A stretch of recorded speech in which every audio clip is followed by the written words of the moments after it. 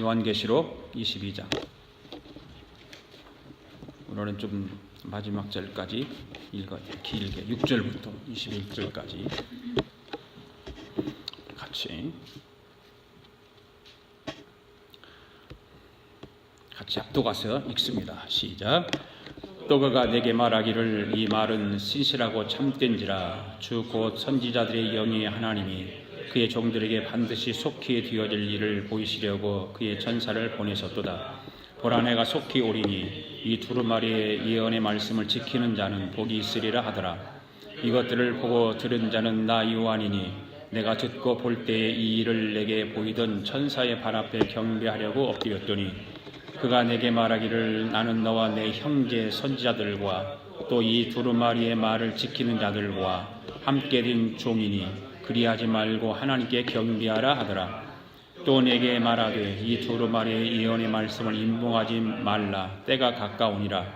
불의를 행하는 자는 그대로 불의를 행하고 더러운 자는 그대로 더럽고 의로운 자는 그대로 의를 행하고 거룩한 자는 그대로 거룩하게 하라.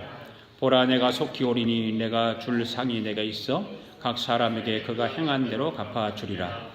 나는 알파와 오메가요 처음이요 마지막이요 시작과 마침이라. 자기 두루마기를 빠는 자들이 복이 있으니 이는 그들이 생명나무에 나가며 문들을 통하여 성에 들어갈 권세를 받으려 함이로다. 개들과 점술가들과 음행하는 자들과 살인자들과 우상숭배자들 및 거짓말을 좋아하며 지어내는 자는 다 성 밖에 있으리라. 나 예수는 교회들을 위하여 내 사자를 보내어 이것들을 너희에게 증언하게 하였노라. 나는 다윗의 뿌리요 자손이니 곧 광명한 새벽별이라 하시더라. 성령과 신부가 말씀하시기를 오라 하시는도다. 듣는 자도 오라 할 것이요 목마른 자도 올 것이요 또 원하는 자는 값없이 생명수를 받으리라 하시더라. 내가 이 두루마리의 예언의 말씀을 듣는 모든 사람에게 증언하노니 만일 누구든지 이것들을 의에 더하면 하나님이 이 두루마리에 기록된 재앙들을 그에게 더하실 것이요 만일 누구든지 이 두루마리의 예언의 말씀에서 제하여 버리면 하나님이 이 두루마리에 기록된 생명나무와 및 거룩한 성의 참념을 제하여 버리시리라. 이것들을 증언하신 이가 이르시되 내가 진실로 속히 오리라 하시거늘 아멘. 주 예수여 오시옵소서. 주 예수의 은혜가 모든 자들에게 있을지어다. 아멘. 성경을 높이 들고 오늘도 함께 같이 고백합시다. 시작. 나는 성경에 기록된 말씀이 하나님의 말씀인 것을 믿습니다. 나는 성경에 하나님 말씀이 살아있는 말씀으로 믿습니다. 나는 하나님 말씀이 조금도 오류가 없음을 믿습니다. 오늘도 하나님의 말씀을 배우면서 그 말씀을 깊이 묵상하고 마음에 받아들여 꼭 변화되기를 고백하며 이제로 절대 부패되지 않고 별멸하고 영원한 하나님의 말씀을 듣게 될 것인데 오늘 하나님의 말씀을 통하여 반드시 내 삶이 변화될 것을 예수님의 이름으로 기도하며 다짐합니다. 아멘. 앉으시면서 오늘도 은혜 받읍시다.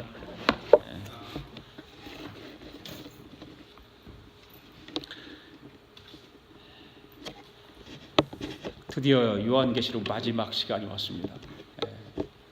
주님을 기다리는 교회들의 이야기라고 하는 큰 타이틀을 가지고 요한계시록을 시작을 해서 오늘 마치는 날입니다. 그동안 열심히 말씀을 경청해 주신 성도 여러분들의 감사를 드립니다. 성경에 보면 이 예언의 말씀을 읽는 자와 듣는 자들과 그 가운데 기록한 것을 지킨 자들이 복이 있다. 이 말씀을 기록하고 있는데 이 말씀한 대로 요한계시록의 말씀을 마지막까지 경청해 주신 여러분들에게 그러한 축복이 있기를 바랍니다. 제가 왜 요한계시록을 시작했는가 지금도 그 이유를 잘 모르겠어요. 왜 시작했는지 그냥 성령께서 감동을 주셔서 시작을 했는데 어떻든 마지막까지 잘 감당을 하게 돼서 너무 감사하고 요한계시록 강의하면서 저 역시도 많은 공부를 했습니다. 사실 엄청난 공부를 했습니다. 그래서 요한계시록을 조금씩 한 절씩 아직 설교는 했지만 전체를 한다는 것은 쉬운 일은 아닌데 한번 도전을 해보자 그런 마음을 가지고 성령께서 도전을 주셔서 열심히 공부를 하면서 제 어떤 신앙의 바탕과 신학적인 바탕에 근거를 가지고 말씀에 충실한 그런 계시록의 강의를 이렇게 하게 되어서 너무 감사하고, 그래서 제 마음속에 성취감이 있고 기쁨이 있어요. 사실은 이를 끝까지 또 성령님께서 함께 하시지 않았더라면 불가능했겠죠. 또한 여러분들의 기도가 없었다면 그 또한 여기까지 이르지 못했을 것입니다. 말씀을 전하는 여러분들의 담임 목사인 저를 위해서 끝까지 기도를 부탁드립니다. 지난 주일에는 1절에서 5절까지 말씀을 드렸습니다. 천국의 모습들을 살펴보면서 사실은 요한계시록은 지난 주까지가 끝나는 거예요. 끝나는 것이고, 오늘 마지막 부분의 말씀은 후기입니다. 요한계시록 후기. 그래서 우리가 요한계시록의 말씀을 지금까지 쭉 들어왔던 것을 이 땅에서 주님을 기다리면서 사는 성도들이 어떻게 살아야 될까라고 하는 것을 말씀하고 있는 후기의 말씀들이거든요. 그렇게 이제 여러분들이 생각을 하시고 들으시면 좋겠고요.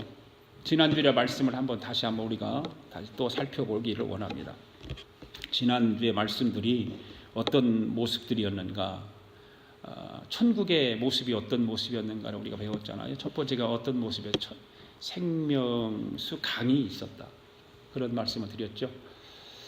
그 생명수 강이 있었는데 21장 6절에 보니까 생명수 강물이 아니었고 거기에는 생명수 샘물이었다. 이 샘물이 크게 되고 맑은 물이 되었는데 이 물이 어디로서부터 흘러나오는가? 바로 어린 양의 보좌로부터 흘러나왔다. 이렇게 말씀을 드렸습니다.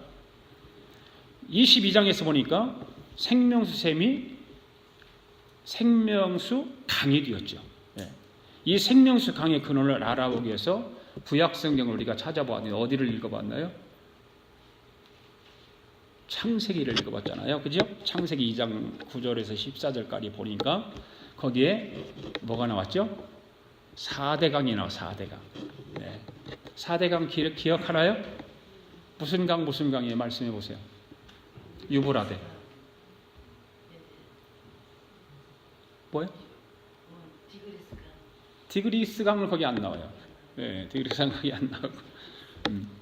비손강, 기혼강, 유브라데스강, 히데겔, 이 네 개의 강이 4대 강이 그 창세기에 나오죠. 그런데 이 강을 무엇을 의미하는 것인지를 보기 위해서 또 성경 어디를 찾아봤잖아요. 에스겔서를 찾아봤단 말이에요.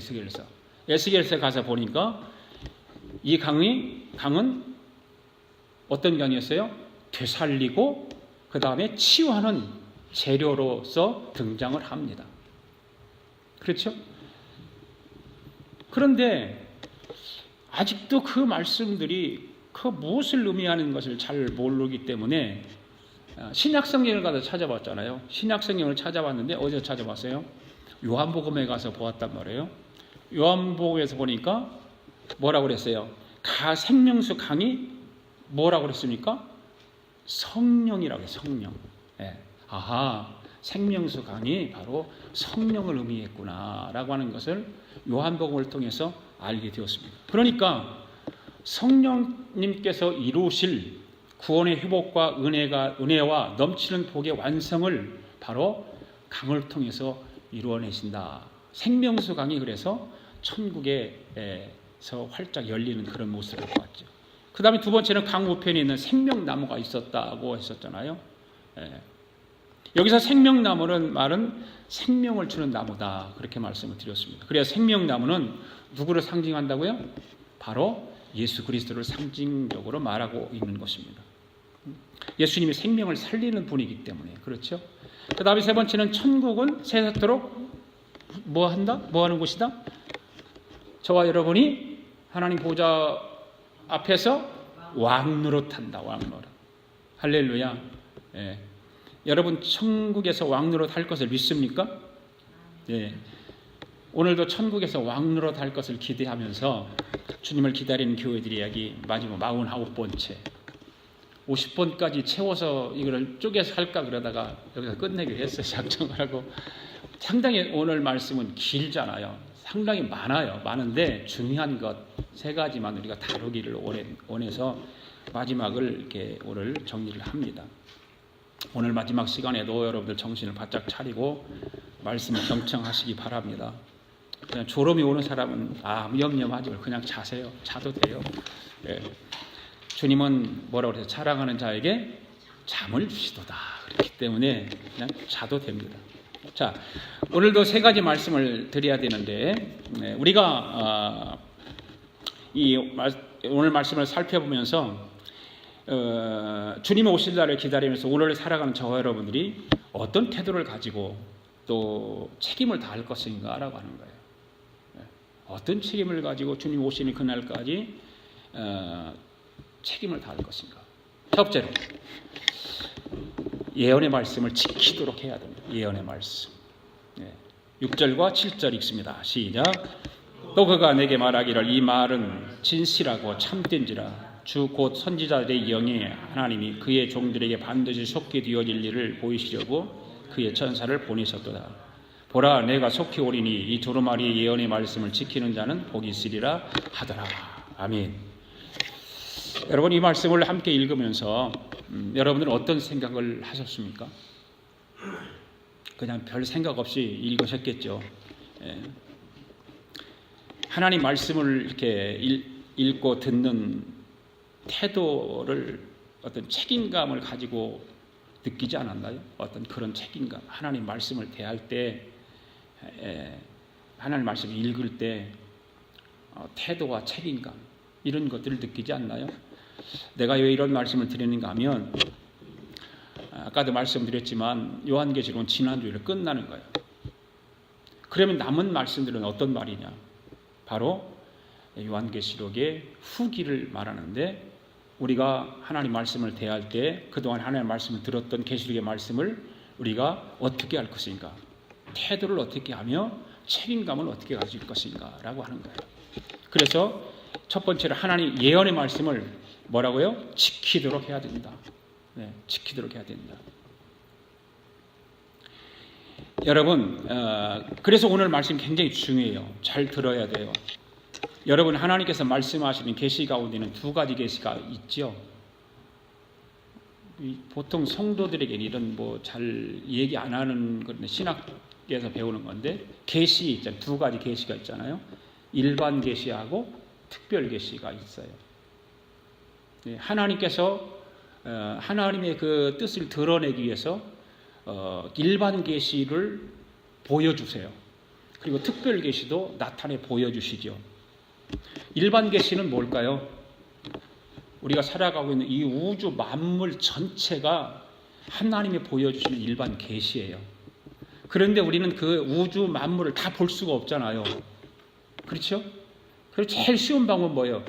나의 몸체를 한번 보라는 거예요. 몸의 구성을 한번 보세요. 제일 쉬운 얼굴에 있는 부분만 봐도 하나님께서 하나님의 그 계획과 하나님을 하시고자 하는 이루시기 위해서 우리에게 하나님이 계시다, 하나님이 계시구나, 하나님이 살아계시구나 하는 것을 보여주는 거예요. 여러분 얼굴의 모습을 한번 보세요. 구조를 한번 보세요. 입, 코, 눈, 귀 다 달려있잖아요. 그것이 만약에 코가 거꾸로 달려있다고 한번 생각해봐. 어떻겠어요? 그렇잖아요.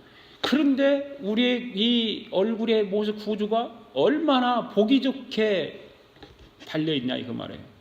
눈썹이 왜 달려있어요? 이쁘라고? 그렇죠. 맞아요. 그 말이. 비 올 때 눈썹을 통해서 눈으로 들어가지 않도록 막아주는 역할을 하는 거 아니에요. 물론 눈썹이 많은 사람도 있고 털이 많은 사람이 적은 사람이 있어서 요즘은 다투라고 하나요? 그런 걸 모양을 내니까 눈썹의 역할이 이쁜 걸로 막 바뀌어졌지만 우리 구조를 이렇게 보아도 참 하나님은 신묘망측하다. 어떻게 꼭 있어야 할 곳에 필요한 곳에 보기 좋게 그렇게 우리의 몸의 구조를 만들었을까? 우주 만물을 보아도 그렇지 않겠습니까? 그렇잖아요.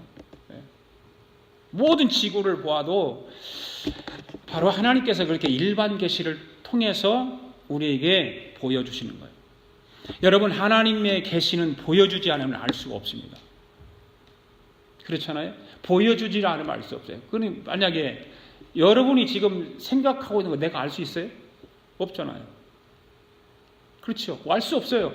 내 생각을 여러분이 알 수 있나요? 없어요. 말해야, 보여줘야 알고 말해야 알 수 있는 거예요. 그래서 하나님의 계시의 말씀은 성령님의 도움 없이는 알 수가 없다, 그 말이에요. 네. 세상에서 많은 학문을 가진 자라고 해도 하나님의 계시를 알 수가 없습니다. 아무리 천하 없는 박사 학위를 몇 개씩 가졌다 할지라도 예수 그리스도를 믿지 않으면 하나님의 계시에 대해서 알 수가 없는 거예요. 그래서 하나님께서 죄악으로 말미암아 죽었던 내 영혼 속에 성령님께서 찾아와 주시는 거예요. 그래서 우리를 일단은 살려놓는 거예요. 죽을 영혼을 살려놓고 그리고 하나님께서 하나하나 알아가도록 한다라고 지난주일날도 제가 이 말씀을 드렸습니다. 그래서 하나님의 계시의 말씀을 오늘 저와 여러분들에게 주신 목적은 뭐예요? 범죄해서 타락한 인간이 성령 하나님께서 우리 가운데 찾아오셔서 예수 그리스도를 믿음으로 구원받게 하신 거예요. 네. 그러니까 하나님의 계시의 말씀은 예수 그리스도가 인류의 구원자이심 보여주고자 하는 것이 하나님의 계시의 말씀을 주신 목적이라는 거죠. 할렐루야. 예. 그래서 예언의 말씀을 지키는 거예요. 지켜야 되는 거죠. 예. 그러므로 성경을 읽을 때 어떤 소설을 읽듯이 읽는 사람은 거의 없겠죠. 그런데 그런 사람도 있어요. 간혹 소설 읽듯이 구약 성경에 가서 읽으면 재밌잖아요. 소설같이 읽을 수 있거든요. 그렇게 읽는 사람도 있어요. 그렇게 읽어서는 안 된다. 예. 하나님의 계시의 말씀을 읽을 때는 반드시 하나님께서 하시고자 하는 인류 구원의 역사를 보고서 읽어야 돼요. 하나님의 인류 구원의 역사를 어떻게 전개해 나가는가. 성경에 그걸 말하고 있는 거거든요. 예. 그걸 성경을 읽을 때 그것을 놓쳐버리면 성경이 와 닿지 않아요. 오늘 우리가 계시록의 말씀을 마지막으로 살펴보면서 반드시 속해 되어질 일을 보여주시려고 우리에게 계시의 말씀을 주셨다. 그렇다면 이 계시의 말씀에 대해서 오늘 저와 여러분은 어떤 태도를 가져야 할까? 계시록의 말씀에 대한 여러분의 반응이 분명하게 있어야 하는 거예요. 말씀에 대한 반응. 사람들은 말씀을 듣고도 반응이 없는 사람도 있고 말씀을 실컷 읽었는데 반응이 없는 사람들이 많아요. 여러분 7절의 말씀을 한번 보세요. 보라 내가 속히 오리니 이 두루마리 예언의 말씀을 지키는 자는 뭐가 있다? 복이 있다. 복이 있다. 아멘. 네. 이 말씀을 읽는 자가 복이 있다는 거 아니잖아요. 네. 이 말씀을 듣기만 하는 자가 복이 있다는 게 아니잖아요. 지키는 자가 복이 있다. 네. 오늘 우리의 반응이 어떻게 나타나야 될까요? 바로 지키는 거예요. 하나님의 말씀을 듣고 읽고 배웠으면 반응이 나타나야 되는데 그 반응이 뭐예요? 지키는 거예요. 지키는 자가 어떻게 된다고요? 복이 있다. 1장 3절에서 똑같은 말씀을 하세요. 거기도 한번 읽어볼까요? 이 예언의 말씀을 읽는 자와 듣는 자와 그 가운데 기록한 것을 지키는 자는 복이 있나니 때가 가까움이라. 지키는 자가 복이 있다는 복이 있다. 여러분들에게 질문을 드립니다. 하나님의 말씀이 단지 여러분들이 지식을 위한 것일까요? 아니면 진리와 생명의 열매를 얻기 위한 것일까요? 그렇죠. 진리와 생명을 얻기 위한 거예요. 지식을 위해서 하나님의 말씀을 우리에게 주신 것이 아니란 말이에요. 오늘 우리는 이러한 사실을 주님과 율법사와의 대화 가운데서 분명하게 우리는 신약성경에서 이게 찾아볼 수가 있어요. 그 주님과 율법사와 대화가 무엇이었을까요? 누가복음 10장 25절 28절 한번 읽어볼게요. 잘 보세요. 잘 보시고 제가 질문한 거 답해 보세요. 어떤 율법 교사가 일어나 예수를 시험하여 이르되 선생님 내가 무엇을 하여 영생을 얻으리까? 예수께서 이르시되 율법에 무엇이라 기록되었으며 네가 어떻게 읽느냐? 대답하여 이르되 내 마음을 다하며 목숨을 다하며 힘을 다하며 뜻을 다하여 주 너의 하나님을 사랑하고 또한 내 이웃을 내 자신같이 사랑하라 하였나이다. 예수께서 이르시되 내 대답이 옳도다. 이를 행하라. 그리하면 살리라. 지금 율법사와 예수님과 대화 내용이에요. 그렇죠? 이 말씀을 보면 한 율법사가 주님께 와서 영생을 얻는 길에 대해서 묻잖아요. 이렇게 물었을 때 주님께서 뭐라고 그래요? 너 율법의 핵심이 무엇이냐? 그렇게 묻는 거예요. 율법의 핵심이 뭐야? 그런데 그 율법사가 뭐라고 그래요? 하나님에 대한 사랑, 이웃에 대한 사랑, 이것이 핵심이라고 대답을 해요. 그 대답만 보면 그 율법사의 대답이 맞습니까? 틀립니까? 맞죠. 하나도 틀린 게 없어요. 예. 구약의 율법에서 정통적으로 말하는 것이 바로 그런 것이 맞는 것입니다. 그렇지만 그때 우리 예수님께서 그 대답을 들으시고 어떤 말씀을 하셨는가가 중요한 거예요. 예. 그 뭐예요? 네가 그러냐? 그처럼 율법에 정통하니 네가 복이 있다 이렇게 말씀했습니까? 아니잖아요. 너 정말 율법이 정통한 자다. 정말 잘했구나라고 칭찬하는 것이 아니라 내 대답이 옳다는 것을 인정하면서 우리가 무슨 말씀이에요? 이를 행하라 그래요. 네. 우리 현대 그리스도인들이 이러한 그리스도인들이 너무 많다는 거죠. 듣기는 듣고 아는 건 귀신같이 잘 알아요. 이웃 사랑하는 것도 잘 알아요. 네. 전통적으로 내려오는 교리 이런 것도 너무너무 잘 알아요. 다 머릿속에 있어요. 그것만 자랑하고 다니는 거예요. 그런데 실질적으로 하나님 말씀을 지키지 않는다. 네. 예수님의 이런 말씀의 의미는 여러분 무엇이에요? 바로 그거예요. 하나님 말씀, 예언의 말씀을 지키는 자가 복이 있다. 지키는 자가. 오늘 하나님의 계시의 말씀에 대한 우리의 반응은 뭐예요? 하나님 말씀을 가까이 하는 거잖아요. 많이 읽어야 되고 많이 또 들어야 되고. 네. 여러분 목요일날 말씀 우리가 통독 시간을 하는데 제가 왜 통독을 하는 줄 아세요? 설교하는 것보다 말씀 듣는 게 더 말씀 읽는 것이 중요하기 때문에 그런 거예요. 네. 우리가 실질적으로 말씀을 읽어야 더 좋은 거지 우리는 자꾸 설교만 들으려고 그러는 거예요. 그것이 예배인 줄 알고 그것이 더 좋은 줄 알고 그러는데 안 그래요. 실질적으로 하나님 그 시간에 1시간 동안 하나님 말씀을 깊이 묵상하며 읽어보세요. 그것이 더 중요하기 때문에 하나님 말씀을 읽는 거예요. 그래서 여러분들은 그걸 시시하게 생각하고 나오지도 않잖아요. 하나님 말씀을 읽으려고 하지도 않잖아요.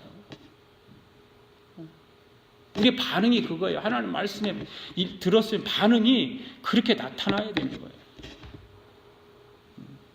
반응 좀 보여보세요.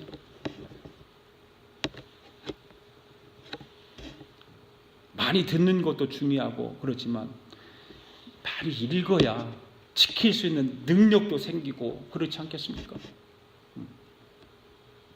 그리고 그 가운데 기록된 말씀을 지키는 능력이 있어야 돼요. 힘써야 돼요. 그런 사람이 어떻게 된다고 말하고 있어요? 마지막 날에 복이 있는 사람이다. 할렐루야. 계시록 말씀 마지막 번 후기를 통해서 그 지금까지 쭉 예언의 말씀들을 그 모든 말씀들을 우리가 요한의 그 환상을 통해서 꿈을 통해서 보여주었던 예수님께서 직접적으로 말씀하셨던 그 말씀들을 우리가 다 들으면서 마지막에 뭐예요? 지키는 자가 복이 있다는 거, 복이 있다. 네. 들은 것으로 끝나면 안 된다 그 말. 그 다음에 두 번째, 행실을 새롭게 하도록 해야 됩니다. 10절 11절 말씀이 있습니다. 10절 12절 시작. 또 내게 말하되 이 두루마리의 예언의 말씀을 임봉하지 말라. 때가 가까우니라. 불의를 행하는 자는 그대로 불의를 행하고 더러운 자는 그대로 더럽고 의로운 자는 그대로 의를 행하고 거룩한 자는 그대로 거룩하게 하라. 보라, 내가 속히 오리니 내가 줄 상이 내게 있어 각 사람에게 그 가운데 행한 대로 갚아 주리라. 아멘. 하나님께서 사도 요한에게 계시의 말씀을 주시면서 어떻게 하라고 말씀하고 있어요? 이 말씀을 어떻게 하라고? 뭐라고 말씀했어요? 10절에 보니까 뭐 하지 말라? 임봉하지 말라. 이렇게 말씀하고 있죠. 그런데 여러분, 다니엘서 12장 8절 9절에서 보면 어떤 말씀을 하고 있는지 봅시다. 시작. 다니엘서 12장 시작. 내가 듣고도 깨닫지 못한지라 내가 이르되 내 주여 이 모든 일의 결국이 어떠하겠나이까 하니 그가 이르되 다니엘아 갈지어다 이 말은 마지막 때까지 간수하고 봉할 것임이니라. 다니엘서는 뭐라고 그랬어요? 봉하라. 그런데 오늘 본문에서는 봉하지 말라 이렇게 말씀하고 있죠. 그런데 왜 임봉하지 말라고 하셨을까? 왜 임봉하지 말라고 하셨어요? 성경이 뭐라고 그랬어요? 때가 가까웠기 때문에 임봉하지 말라는 거예요. 다니엘 당시만 해도 지금부터 2500년 전의 이야기예요. 2500년 전의 이야기인데 그때는 주님의 초림도 이루어지지 않았을 때예요. 그러나 지금은 그리스도의 재림이 가까워 있다 그 말이죠. 가까워 있다. 이제는 하나님의 계시의 말씀을 임봉하는 것이 아니라 펼쳐서 많은 사람들이 읽어야 하고 듣고 지켜야 하는 때라는 거예요. 그래서 임봉하지 말라는 거예요. 계시의 말씀이 곧 성취될 것이니까 굳이 그것이 임봉할 필요가 없다 그 말입니다. 그런데 예수님께서 재림하시면 무슨 일이 일어날까요? 오늘 말씀 보니까 행한 대로 갚아주신다는 말씀이 나와요. 이 말씀을 그러니까 말 그대로 그냥 설교를 하면 그냥 행한 대로 갚는 거예요. 갚아주는 거예요. 잘한 사람은 잘한 대로, 못한 사람은 못한 대로. 성경에 그대로 나와 있죠. 11절에서 그렇게 말하고 있잖아요. 불의를 행하는 자는 불의한 대로 갚아주시고 더러운 자는 더러운 대로 갚아주시고 의로운 자는 의를 행한 대로 갚아주시고 거룩한 자는 거룩하게 행한 대로 갚아주십니다.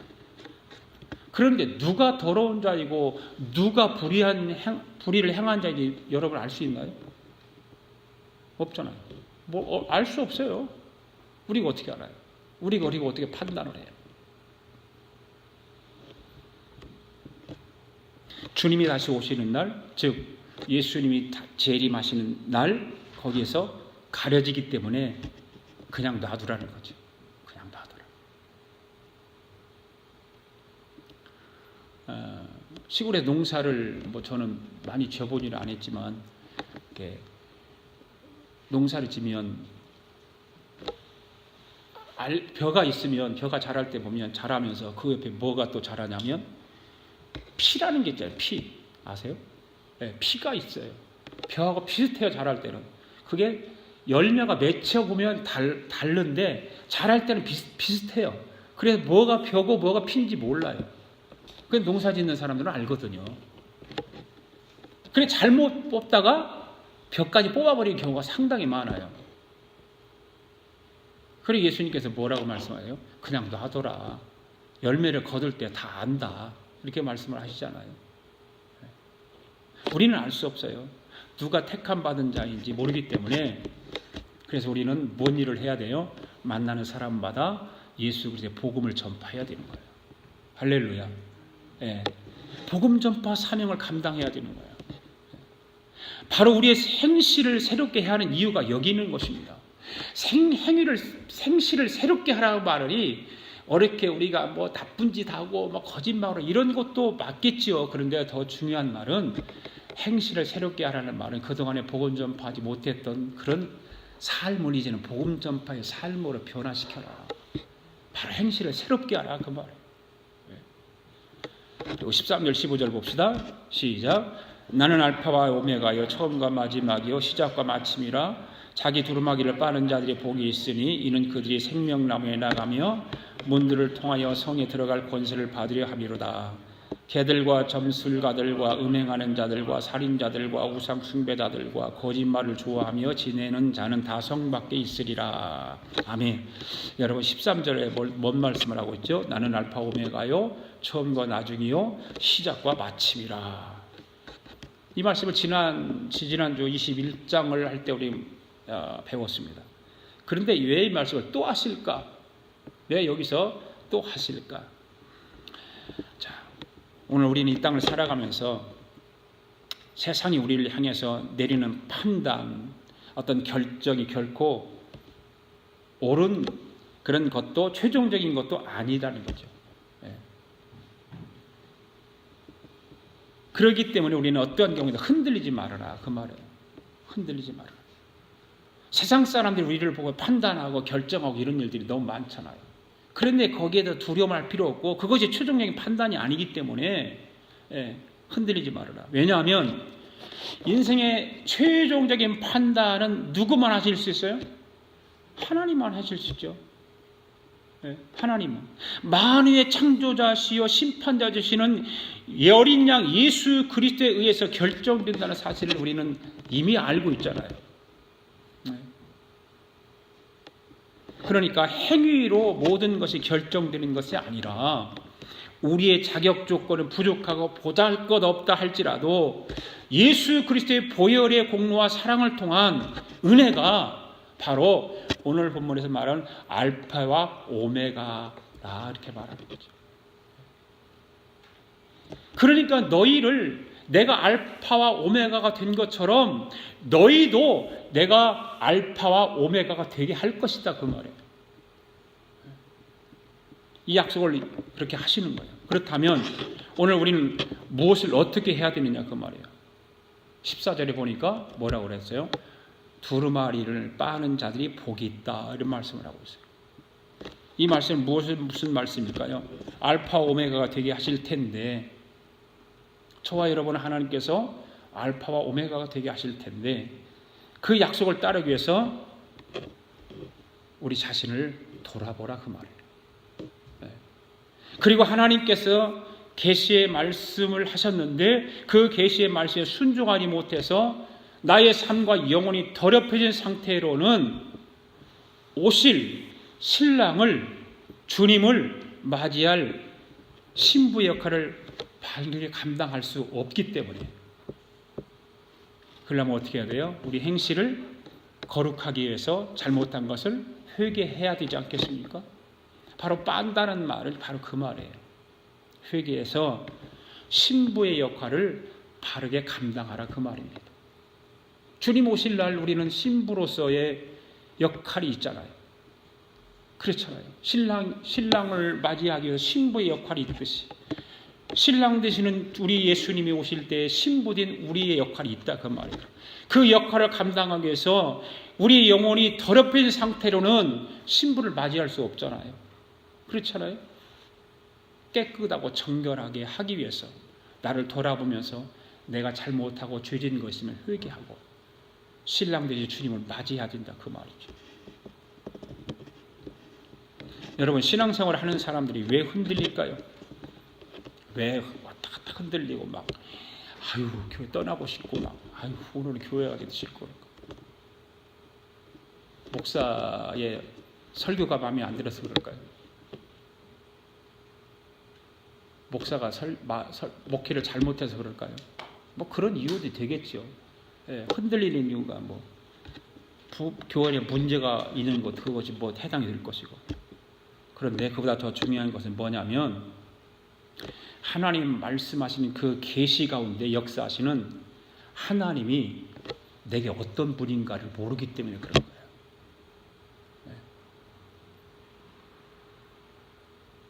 여러분들에게는 하나님이 어떤 분인가요? 그걸 바로 알아야 되거든요. 그걸 바로 알지 못하면 조금만 뭐 얘기하면 시험 들고 조금만 좀 이렇게 막 목사가 강단에서 설교하면서 좀 호통치는 것 같이 얘기하면 거기에 시험에 빠져가지고 흔들리고 이러잖아요. 그런 이유는 뭐냐면 하나님이 내게는 어떤 분인가 라고 하는 것을 바로 알지 못하기 때문에 그런다 그 말.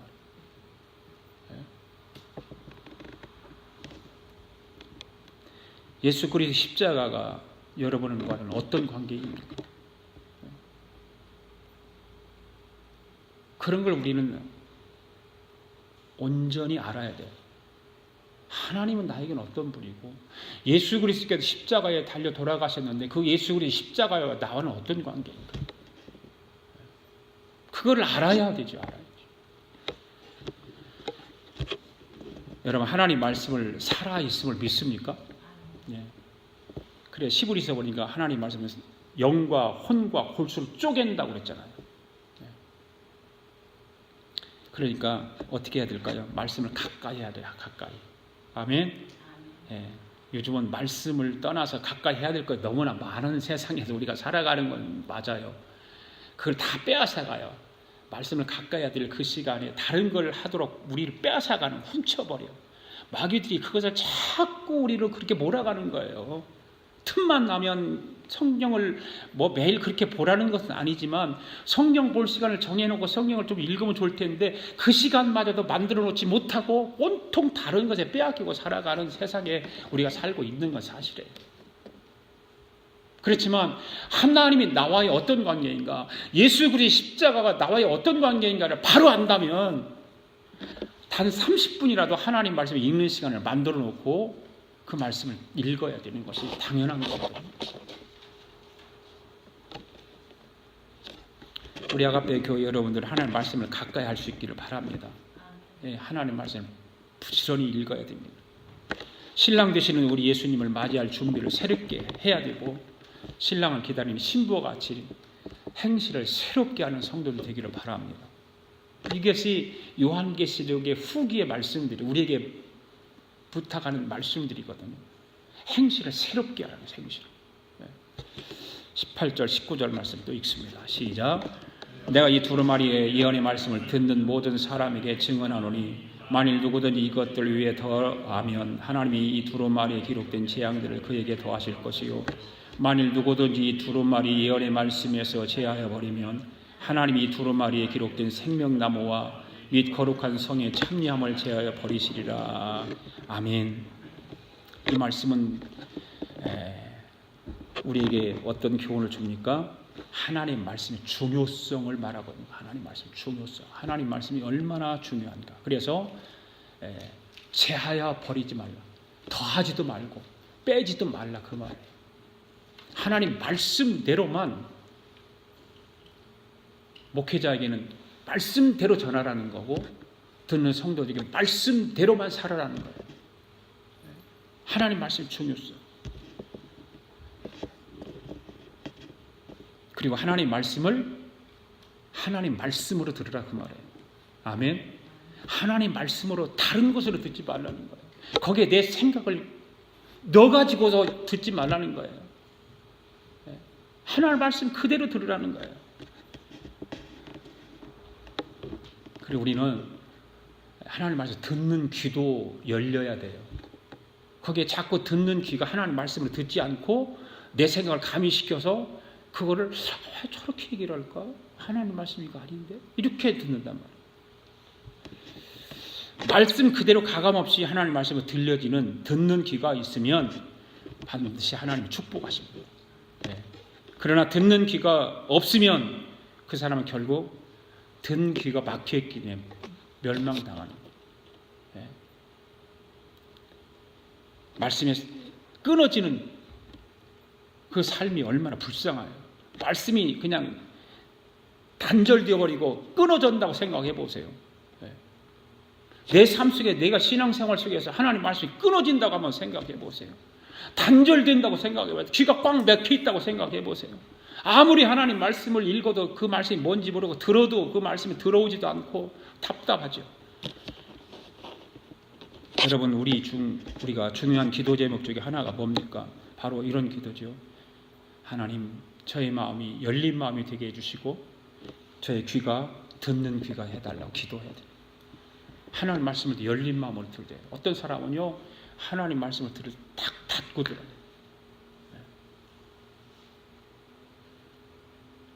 그러니 닫아버리니까 마음이 닫혀버리니까 귀가 열릴 리가 없잖아요.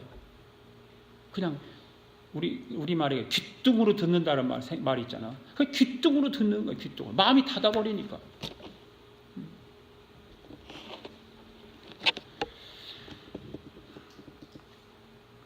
하나님의 말씀이 하나님의 말씀으로 보이고 강단에서 들려지는 설교의 말씀이 하나님 말씀으로 들릴 때 하나님의 그 신비한 축복의 역사가 시작된다는 것을 우리는 알아야 되죠. 그것이 중요한 거예요. 현대인들에게 다 중요한 거예요.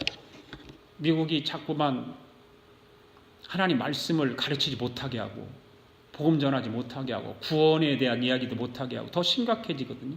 그것이 지금 통과되려고 하는 그런 상황에 있어요. 그것까지도. 앞으로 점점 목회하는 목회자도 힘들어지고 신앙생활하는 신앙인들도 힘들어지고 어디 가서 그런 말씀을 들을 수가 없는 상황에 이르렀단 말이에요. 그걸 미국이 지금 그거를 법으로 만들어서 통제를 하려고 하는 그런 상황에 빠져 있다고 말이에요. 그런 상황 속에서 하나님 우리의 마음을 하나님 말씀 속에서 열게 해주세요. 하나님 말씀을 통해 열려지게 하옵소서. 듣는 마음을 열게 해주시고 듣는 귀를 열게 해주시고 기도할 수 있기를 바랍니다. 마지막으로 예수님이 재림을 사모하여 기다려야 됩니다. 20절 21절 시작. 이것들을 증언하신 이가 이르시되 내가 진실로 속히 오리라 하시거늘 아멘. 주 예수의 오시옵소서. 주 예수의 은혜가 모든 자들에게 있을지어다. 아멘. 할렐루야. 요한계시록 마지막 절을 읽었습니다. 예수님께서 속히 오리라는 말씀을 여러분 몇 번 하셨는지 아세요? 요한계시록 들었잖아요. 뭐 기억할 수는 없겠죠. 한번 기억을 더듬어요. 3장 11절에서도 내가 속히 오리다 이런 말씀을 하셨어요. 그리고 오늘 7절에서도 보라 내가 속히 오리다. 오늘 12절에서도 보라 내가 속히 오리니 이런 말씀을 하셨어요. 그런데 오늘 마지막 절에서는 어떻게 말씀해요? 내가 속히 오리다가 아니라 뭘로? 진실로 속히 오리라. 진실로라고 하는 말을 더 붙였죠. 이 말씀은 예수님께서 다시 오신다는 긴박성을 말하고 있는 거예요. 아멘. 예수님이 다시 오십니다. 긴박성을 우리는 가지고 살아가야 돼요. 예수님 오시면 오시는 거지 뭐. 그런 것이 아니에요. 분명히 오셔요. 3번은 내가 속히 오리라고 말씀하셨는데 오늘 본문에 보니까 진실로 속히 오리다 이렇게 말씀하잖아요. 구약시대 성도들은 오실 메시아를 대망하며 살았잖아요. 기다리며 살았잖아요. 그 힘들고 고통 가운데 있을 때에 오실 메시아를 기다리면서 언제 오십니까? 언제 오실 겁니까? 라고 그 구원자를 기다리는 사람들이었거든요. 구약시대 사람들은. 그런데 성도 여러분, 신약대를 살아가는 성도들이라고 다를까요? 다르지 않아요. 네. 저와 여러분들은 다시 오실 주님께 소망을 걸고 사는 사람들입니다. 아멘. 네. 그 소망이 있습니까? 네. 그 소망이 눈큼만큼이라도 있어야 되잖아요. 근데 눈큼만큼도 없는 사람이 있다니까. 네. 그 소망이. 그 눈품만큼이라도 있는 소망을 가진 사람들에게, 성도들에게 주님 말씀하세요. 내가 진실로 속히 올 것이다. 기다림이 없는 사람은 아무도 안 와요. 기다림이 있는 사람에게 오는 거예요. 네. 여러분, 우리 예수님은 속히 오십니다. 그날이 언제라고 정확히 말씀한 곳은 한 곳도 없어요. 성경에. 그런데 사람들은 이상하게도 언제 오신다고, 몇 년도 몇 월 며칠 오신다고 뭘 계산, 구약에 가서 날짜 뭘 계산하고 없이 뭘 계산하고 그래가지고 자기가 임의대로 몇 년도 몇 월 며칠 날 예수님 오신다고 거짓말을 한단 말이에요. 그날이 정확히 언제인지를 몰라요. 누구도 몰라요. 만약에 그 시간에 초점이 맞춰진다면 종말이 아니라 그 말이에요. 종말은 시간이 초점이 맞춰지는 것이 아니에요. 언제 올지 모르는 거예요. 이게 종말 아니에요? 네. 여러분, 저 시간을 맞춰놓고 언제 며칠 날 오신다 무슨 종말입니까? 그건 아니지. 그 사람들은 종말을 하면서도 시간에 초점을 맞춰가지고서 이야기를 한단 말이에요. 그게 거짓말하는 거죠. 성경을, 하나님의 예언의 말씀을 바르게 전달하지 않는 그런 거짓 선지자들이 얼마나 많은지 모릅니다. 그러나 주님은 분명하게 진실로 속히 오세요. 지금까지 하나님께서 말씀하신 것이 이루어지지 않은 것이 하나도 없어요. 다 이루어졌어요. 그러므로 우리는 그날이 속히 올 것을 그날 알고 그날을 기다리며 소망하며 살아가야 됩니다. 이것이 무슨 신앙인 줄 아세요? 종말 신앙이라는 거. 종말 신앙. 종말 신앙은 시간이 맞춰져 있는 것이 아니에요. 시간이 맞춰지지 않은 신앙이 종말 신앙인 거예요. 그러면 우리에게 그날을 소망하며 할까요? 그날은 우리의 구원이 완성되는 날이기 때문에 그렇습니다. 아멘. 왜 그날을 우리는 소망해야 될까요? 그날에 우리의 모습이 주의 영광의 모습으로 변화될 거예요. 우리 지금의 모습이 그 영광스러운 모습으로 바뀌어질 거예요. 왜 그날을 대망해야 될까요? 그날에는 우리의 영광스러운 하나님의 보좌의 기쁨으로 서게 될 거예요. 왜 그날을 소망해야 될까요? 그날은 우리의 모든 수고를 그치고 영혼을 안수고 들어가는 날이기 때문에 그날을 소망하는 거예요. 왜 그날을 대망해 소망해야 될까요? 그날은 우리의 소원을 하나님이 갚아주시는 거예요. 우리의 억울함을 하나님이 갚아주시는 거예요. 그래서 우리는 그날을 소망하고 기다려야 되는 거예요. 왜 그날을 소망하고 해야 될까요? 그날은 모든 만물이 새로워지는 날이에요. 아멘? 예. 여러분, 예수 그리스도의 재림의 날은 바로 이러한 날이에요. 그날을 우리는 기다리고 소망하며 살아가는 하나님의 백성들이 되어야 되지 않겠어요? 그렇기 때문에 주님을 소망하며 종말 신앙을 가진 자들에게 그 주님이 오실 그날에 기다리는 반응은 열광적일 수밖에 없는 거예요. 가슴이 뜨거워질 수밖에 없는 거예요. 그래서 마지막 말씀하여 아멘 주 예수여 오시옵소서라고 사도 요한이 내가 진실로 속히 올 것이다라고 말씀하니까 예수님이 그렇게 말씀하세요. 그러니까 사도 요한의 답이 뭐예요? 아멘 주 예수의 오시옵소서라고 답하는 거 아니에요. 네? 주님은 오늘도 저와 여러분에게 진실로 내가 속히 올 것이다라고 약속하는 말씀을 들려주시는 거예요. 그리고 우리는 뭐라고 답해야 돼요? 어떻게 해요? 큰 소리로 하세요. 큰 소리로. 네. 아멘 주 예수여 오시옵소서. 그 열광적인 반응이 있어야 되잖아요.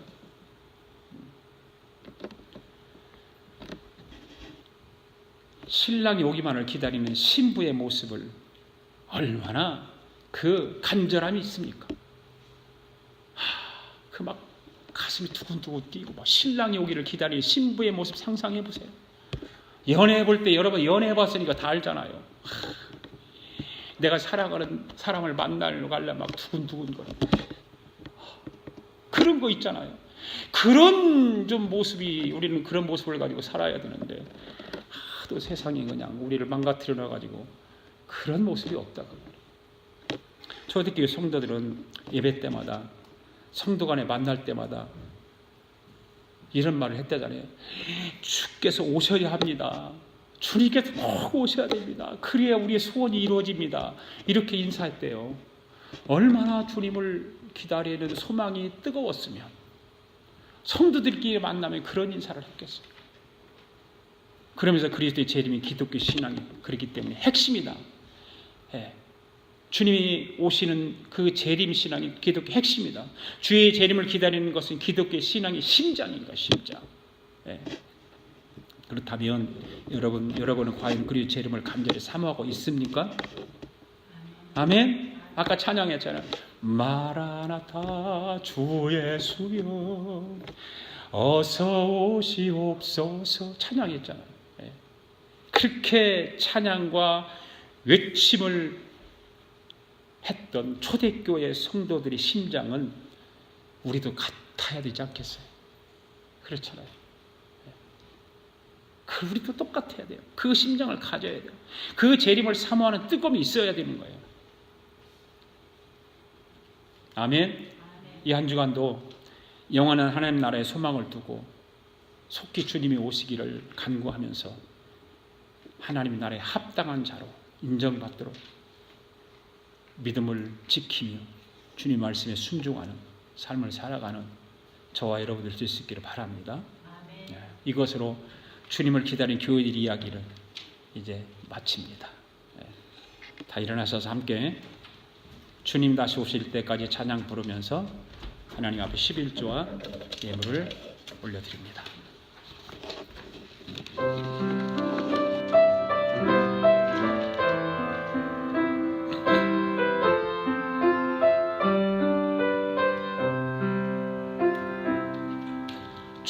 주님 다시 오실 때까지 나는 이 길을 가리라.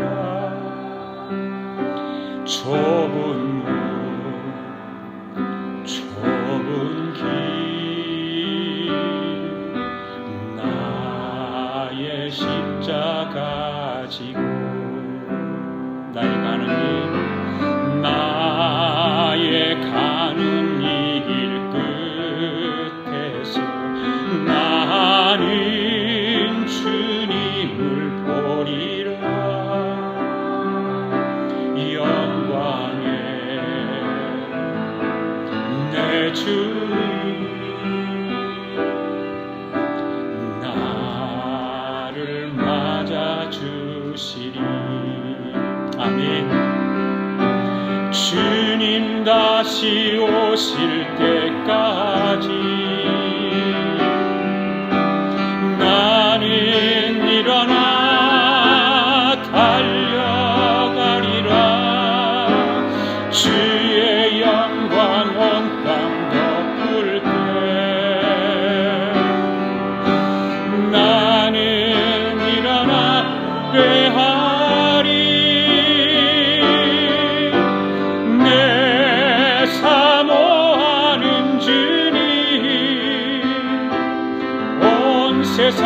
세상 구주시라.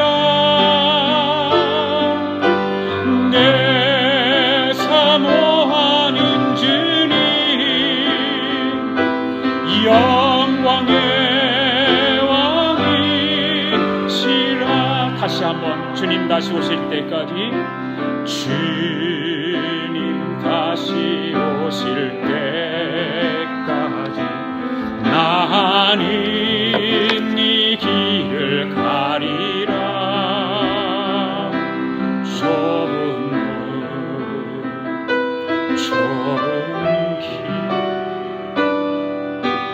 나의 십자가 지고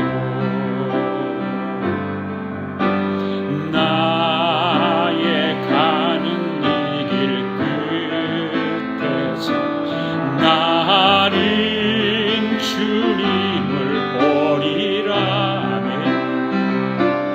영광의 내 주님 나를 맞아주시리. 할렐루야. 아멘. 주님 다시 오실 때까지 나는 일어나 달려가리라. 주의 영광 온 땅 덮을 때 나는 일어나 노래하리. 내 사모하는 주님 온 세상 구주시라. 내 사모하는 주님 영광의 왕이 주님 다시 오실 때까지 주님 다시 오실 때까지 나는 일어나 달려가리라. 주의 영광 온 땅 덮을 때 나는 일어나 노래하리. 내 사모하는 주님 온 세상 구주시라. 내 사모하는 주님 영광의 왕이. 다시 한번 찬양합니다. 주님 다시 오실 때까지, 주님 다시 오실 때까지. 할렐루야. 나는 일어나 달려가리라. 주의 영광 온 땅 덮을 때